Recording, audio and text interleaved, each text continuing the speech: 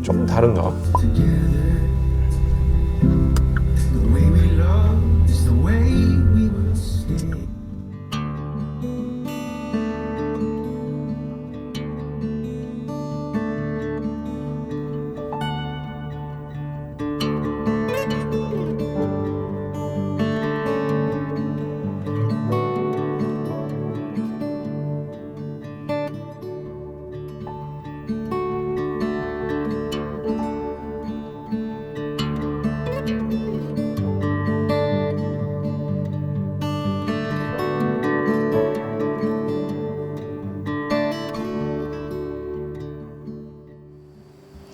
안녕하세요, 오토캐스트 이다정입니다. 오늘은 4년 만에 새롭게 나온 볼보 자동차의 플래그십 세단 신형 S90을 살펴보기 위해서 나왔습니다.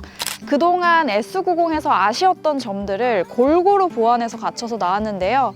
특히 오늘은 이 차의 매력 포인트죠. 오디오에 대해서 이다일 기자가 뒷부분에서 자세하게 설명드릴 예정이고요. 또 이다일 기자가 이 볼보 자동차 T5 엔진단 모델의 오너예요. 그래서 이번에 이 차에 새롭게 들어간 마일드 하이브리드 엔진이죠. B5와 T5의 차이점도 더욱 자세히 설명드릴 예정입니다. 그에 앞서서 얼굴에 달라진 점을 먼저 찾아보도록 할게요. 사실 얼굴에 큰 차이는 없습니다. 기존 모델과 비교했을 때. 기존과 마찬가지로 볼보 자동차의 시그니처죠. 이 토르의 망치 LED 헤드램프를 그대로 집어넣었고요. 달라진 점을 굳이 찾자면 여기 그릴 가운데에 장식되어 있는 이 엠블럼이 기존과 다르게 3D 형태로 들어갔어요. 그리고 이 범퍼 하단부에 크롬 라인으로 좌우를 가로질렀어요. 후면부의 변화도 소소합니다. 리어 램프 그래픽이 바뀌었고요. 그리고 방향 지시 등 램프가 시퀀셜 방식으로 바뀌어서 이제 램프를 켜면 물 흐르듯이 빛이 들어와요. 신형 모델의 가장 큰 변화, 그리고 제일 중요한 변화는 길이입니다. 기존 모델보다 길이를 훅 늘렸어요. 정확히 얘기하자면 롱 힐베이스 모델을 기본 모델로 가져온 건데요. 이 전장이 5090mm입니다. 이 동급의 세단, 그러니까 벤츠의 E클래스, BMW의 5시리즈, 아우디 A6를 모두 압도하는 크기인데요. 기존 모델보다 구체적으로 얘기하면 125mm가 늘어났어요. 과연 이 늘어난 길이가 2열석에서 어떤 모습을 보여줄지 2열석에 한번 들어가 볼까요? 늘어난 길이 125mm 중에 실내 공간을 결정짓는 이 휠베이스가 120mm가 늘어났어요. 무릎 공간 여유가 엄청납니다. 심지어 이 앞좌석의 시트를 성인 남성, 좀 덩치 있으신 분의 몸에 맞춘 시트임에도 불구하고 이 무릎 공간과 발밑 공간 이런 것들이 정말 여유로워요. 앉았을 때 다리가 잘 안 닿을 정도로 이 무릎 공간이 엄청나고요. 실제로 제가 시승 행사 때는 너무 넓어서 이 바닥에도 앉아봤어요. 근데 충분히 앉을 만큼 정말 많이 나오더라고요. 그리고 이 차는 쇼퍼 드리븐 차로서도 충분히 갖출 만한 것들을 꽤 갖추고 있다고 볼 수가 있는데요. 이 도어 쪽의 버튼들을 보시면 여기 가장 위쪽에는 앞좌석의 시트를 앞뒤 조절할 수 있는 이 레버가 마련이 돼 있고요. 그리고 그 아래쪽에는 선루프를 열고 닫을 수 있고, 그리고 또 그 아래쪽에는 양쪽 햇빛 가림막과 뒤쪽 햇빛 가림막 모두 조절할 수 있는 버튼이 마련이 돼 있습니다. 그리고 이 가운데 쪽에는 이제 C타입의 USB가 이번에 새롭게 들어갔고요. 공조 장치도 따로 조절을 할 수가 있고요. 1열로 자리를 옮겨봤습니다. 1열의 디자인도 마찬가지로 크게 변화는 없지만 사양들을 조정해서 상품성을 조금 더 높였습니다. 기존의 엑설런스 모델에만 들어갔던 이 크리스털 기어 노브를 인스크립션 모델에도 적용을 했고요. 그리고 뭐 이 외에도 어드밴스드 공기청정 기능이라든지 무선 충전 패드 이런 것들을 집어 넣었습니다. 또 한 가지 추가된 기능은 바로 이 케어키 기능인데요. 케어키는 이제 운전자가 다른 사람한테 차를 빌려줄 때 이 차량의 제한 속도를 일정 속도를 초과할 수 없도록 설정하는 기능입니다. 이제 조금 더 새로운 안전 기능을 집어넣은 거죠. 볼보 자동차가 신형 모델들을 내놓으면서 T5나 D5 같은 이런 순수 가솔린, 디젤 모델들을 모두 배제하기 시작했습니다. 그래서 이 차와 마찬가지로 48V 배터리를 넣은 마일드 하이브리드 엔진을 선보이기 시작했죠. 제가 타고 있는 모델도 마찬가지로 그 B5 엔진을 탑재하고 있는 모델입니다. 저희가 생각하는 그 완전한 하이브리드 차량은 아니에요. 마치 그 보조 배터리의 개념처럼 뭐 시동을 걸거나 엔진에 부하가 걸릴 때 이럴 때 슬쩍 힘을 보태주는 그런 역할을 하거든요. 그래서 이 48V 배터리는 시동을 걸 때부터 진가를 발휘합니다. 일단 출발을 해볼까요? 시동을 거는데도 기존의 그 볼보의 다른 내연기관 모델들과 달리 굉장히 조용하게 시동이 걸립니다. 이 마일드 하이브리드 엔진으로 바뀌고 나서 뭔가 차가 전반적으로 부드러워졌어요. 아까 말씀드렸듯이 일단 시동을 걸 때부터 기존 모델에 비해서 굉장히 조용해졌고요. 그리고 속도를 내서 달리다 보면 속도를 붙이는 과정에서 변속하는 과정이나 이런 부분들이 모두 부드러워졌습니다. 그래서 이전보다 훨씬 더 뭔가 세단의 이미지에 가까워졌다 하는 주행 느낌으로 바뀌었고요. 그뿐만이 아니라 뭐 당연히 효율성 또한 좋아졌겠죠. 배터리가 생기다 보니까. 또 회생제동 이런 것들도 하니까 기존 모델보다 뭐 연비나 이런 면에서도 수치적으로는 큰 차이는 없겠지만 아마 실제로 계속 주행을 하다 보면 그 차이가 느껴지지 않을까 싶네요. 이 차량이 이 유리 있죠. 양쪽의 유리, 뒷좌석도 마찬가지로 이중 접합으로 만들어져 있기 때문에 실내에 유입되는 소음은 많이 차단이 됩니다. 그래서 조용해요, 일단 기본적으로. 다만 차를 움직이기 시작하면 엔진음이 조금씩 들어오더라고요. 특히 이제 드라이브 모드를 컴포트 모드에서 다이나믹 모드로 바꿨을 때 아무래도 이 세단 안에서 조금 더 스포티한 느낌을 살리려고 했겠죠. 그래서 이런 엔진음들이 조금 유입되는 게 있어요. 운전 시야나 이런 것들은 기본적으로 좋아요. 대시보드나 이런 것들이 아주 평평하게 눌러져 있기 때문에 이런 전방 시야나 이런 것들은 굉장히 좋고요. 이렇게 정차했다가 시동이 다시 걸릴 때 있죠. 오토 스타트 앤 스탑이 작동하는 그 질감? 느낌이 굉장히 부드럽습니다. 보통 이제 내연기관의 차를 타다 보면 이 시동이 걸리고 멈췄을 때 그 연결 시점을 너무나 크게 느끼는 경우가 있는데 이 차는 그 연결이 굉장히 부드럽고요. 그래서 이거를 굳이 끄고 다니지 않아도 편안하게 운전을 할 수 있는 수준입니다. 승차감 같은 경우는 저는 좀 부드러움 쪽보다는 단단함 쪽에 조금 더 가깝다는 느낌을 받았습니다. 뭐 과속 방지턱이나 이런 좀 둔탁한 요철들을 넘을 때 뭔가 출렁출렁 하는 느낌보다는 그냥 한 번에 움직이려는 느낌 있죠. 탁탁탁 이렇게 딱딱하게 넘는 그런 느낌이 있었고요. 그렇다고 해서 이 승차감이 너무 나쁘게 느껴지거나 한 건 아니에요. 그냥 좋은데 단단함 쪽에 속한다 이런 거였고요. 이 마일드 하이브리드 엔진으로 바뀌면서 주행 질감의 차이도 굉장히 많이 변했거든요. 그렇다 보니까 이런 차이를 기존의 그 내연기관 모델과 비교하면 조금 더 크게 느껴볼 수 있지 않을까 싶어요. 그래서 저는 B5와 T5 엔진의 차이를 조금 더 잘 느낄 수 있는 이달 기자에게 이 차를 넘겨보도록 하겠습니다.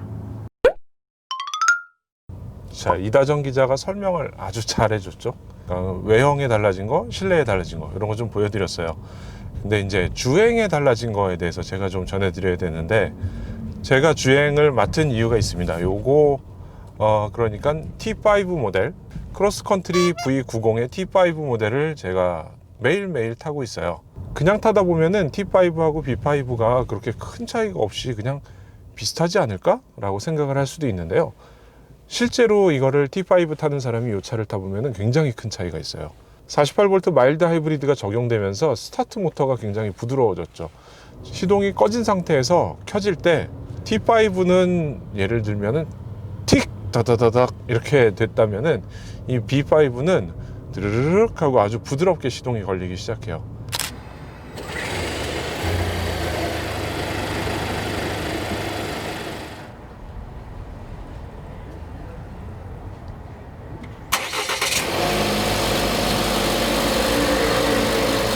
그리고 이 48V의 마일드 하이브리드가 사실은 느낌으로 딱 느끼기에는 정말 쉽지 않은 일이긴 한데요.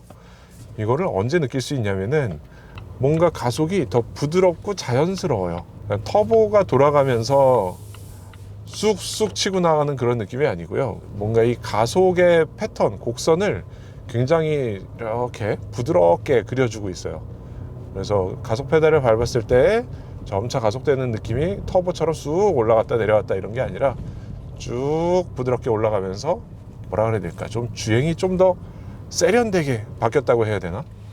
달리는 과정에 그런 게 변했다면은 멈출 때에도 또 바뀐 게 있어요. 이게 마일드 하이브리드, 뭐 회생 제동 이런 것들이 있어야 되다 보니까 역시나 브레이크 페달을 밟을 때 살짝 부드럽게, 역시나 좀 부드러워진 그런 느낌을 받을 수가 있어요. 가속할 때, 정지할 때 요것들이 다 부드러워지다 보니까 좀 더 이 차 길이만 늘어난 게 아니라 승차감까지도 고급스러운 느낌이 아닐까, 이런 생각이 드네요. 최근에는 음장 효과만 집어넣는 게 아니라 이런 고급차들에서는 오디오, 스피커 이런 것들을 실제 그 브랜드가 사용하는 거를 넣고 있는데, 이 BMW가 대표적이죠. 다른 브랜드는 그게 안 들어가 있는 경우도 많이 있어요. 그리고 스피커 같은 것도 사실상 안 넣고 그냥 그 오디오 음질만 그거에 맞췄다 이렇게 하는 경우들이 있는데, 이 볼보의 BMW는 실제 그 회사에서 만든 스피커를 넣고 있습니다. 더군다나 달라진 게 뭐냐면요, 제일 큰 건데 이 스피커의 콘이라고 하는 이 진동을 발생시키는 그 핵심 부품이죠. 이게 BMW의 자랑이 뭐였냐면은 노란색 콘이었어요.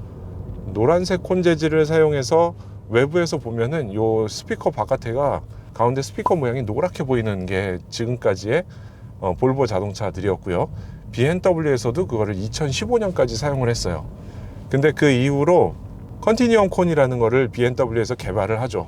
한 8년 정도 개발을 해서 2015년에 신제품 7개에 집어넣기 시작하는데, 이 콘들을 적용한 스피커의 개당 가격이 뭐 비싼 거, 노틸러스 같은 이런 비싼 스피커들은 하나에 1억 얼마씩, 2억 가까이 하는 스피커들이에요. 그 스피커들에 적용했던 컨티뉴엄 콘을 이 차 S90의 페이스리프트 모델에 적용을 한 거죠. 그래서 옆에서 보면은 콘 색깔이 노란색이 아니고요, 은색이에요. 요 콘이 닫히면은 그 스피커가 끝나는 거기 때문에 되게 중요한 부품이고 되게 비싼 부품이에요. 저는 오디오는 잘 모르지만 오디오 매거진이나 이런 데서 좀 읽어보니까 소재를 바꿔서 쓰면서 내구성이 좋아지고 길들이기 과정이 좀 줄어들고, 그리고 소리는 더 좋아졌다, 그런 얘기들이 있었습니다. 또 달라진 게 하나 있는데, 여기에 음장 효과가 추가가 됐어요. 기존에는 예테보리 콘서트홀, 스웨덴에 있는 거죠. 이 볼보를 만든 스웨덴에 있는, 볼보가 후원하고 있기도 한, 우리나라로 따지면은 뭐 예술의 전당 같은 곳이에요. 거기서 듣는 느낌과 아주 비슷하게 만들기 위해서 예테버리 콘서트홀이라는 음장을 만들었는데, 이번 부분 변경에서는 하나가 더 추가됐습니다. 예테보리에 있는 재즈 클럽의 음장을 여기다 넣었어요. 그러니까 클래식만으로는 좀 부족했을까요? 뭐 재즈는 그럼 어떡하냐, 이런 얘기가 있었나? 재즈 클럽의 음장을 넣어서 소리를 좀 더 바꾼 거죠. 여기서 우리 음악을 잠깐 들어볼까요? 지금 제가 준비한 음원은 저작권 해결된 음원을 고르기 위해서, 이 저작권이 70년이에요, 기간이. 그리고 저작권뿐만 아니라 연주자의 그 권한도 있기 때문에 그런 것들이 해결된, 저작권 해결된 음악을 가져오느라 약간 녹음 상태가 옛날 버전일 수는 있어요. 근데 일단 들어보시죠. 쇼팽의 피아노 소나타 2번이고요. 아서 루벤스타인이 연주를 한 곡입니다.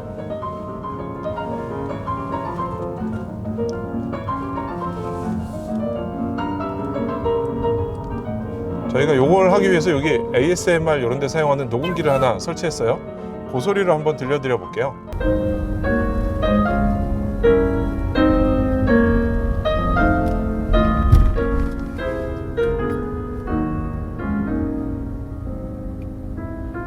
운전자 모드로 좀 바꿔볼게요. 소리 분위기가 앉아서 듣기에는 완전히 확 바뀌는데, 이게 저희 이 오디오와 카메라로 전해드릴 수 있을지 잘 모르겠어요. 어쨌건 여기 앉아있는 상황에서는 굉장히 다르게 확연하게 느껴집니다. 그리고 뒤쪽으로 또 바꿔봤어요. 이거는 뒷자리 중심으로 오디오를 들려주게 되는 거죠. 이 차에 저는 음악 들을 때 가장 좋긴 했었는데, 예테보리 홀의 모드로 들어볼게요. 예테보리 콘서트 홀로 가면 어떻게 되는가.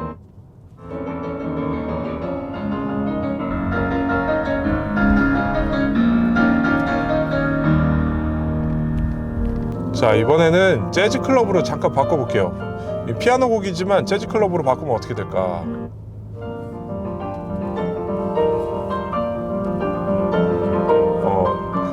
좀 이 운전석에서 느끼기에는 넓은 홀의 느낌이다가 좀 무대가 앞으로 갔어요. 앞에 무대가 있어 라는 게 느껴질 정도로 좀 분위기가 바뀐 그런 거를 들을 수 있네요.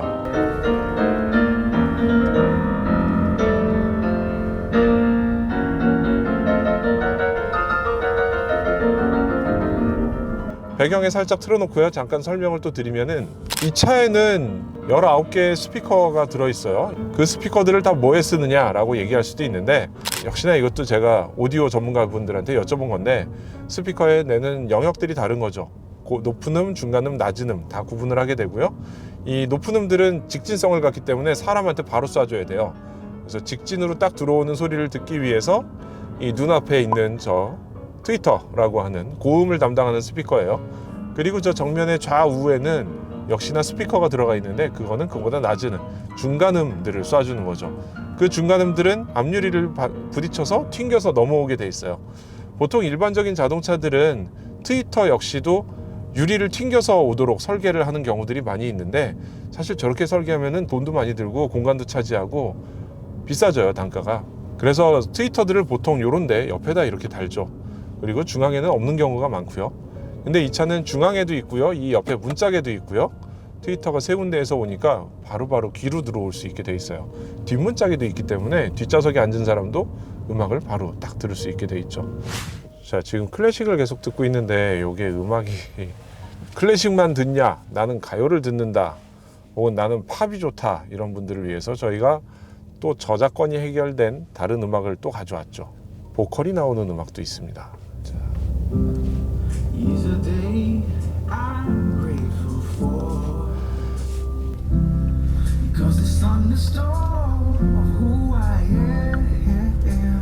역시나 지금 음장 효과는 예테보리 홀이고요. 재즈 클럽으로 바꿔볼게요. 좀 다른가?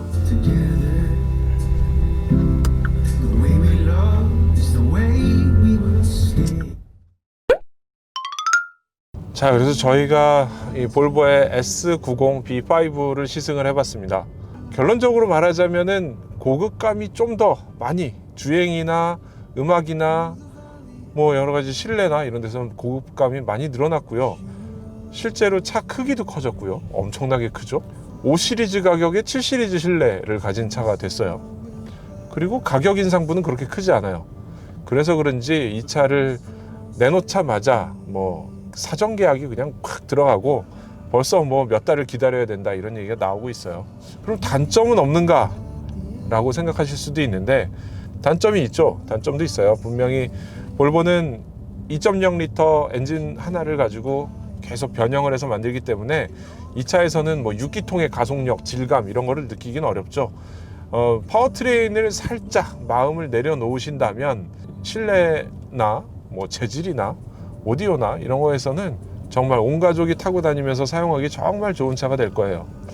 오늘은 여기서 시승을 마치도록 하겠습니다. 오디오에 대한 얘기를 이게 기술적으로 잘 전달드릴 수 있을지 지금 찍는 입장에서도 걱정이 되는데요.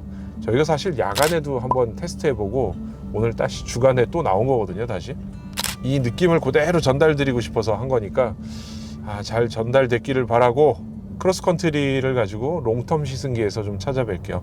저희 차를 바꾸면서 한 번도 그 얘기 전달을 안 드렸네요.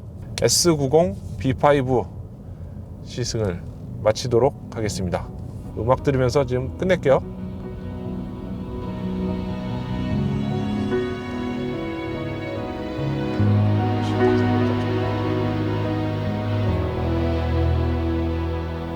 Every day with you is magic. Every kiss is better than It's a home I've never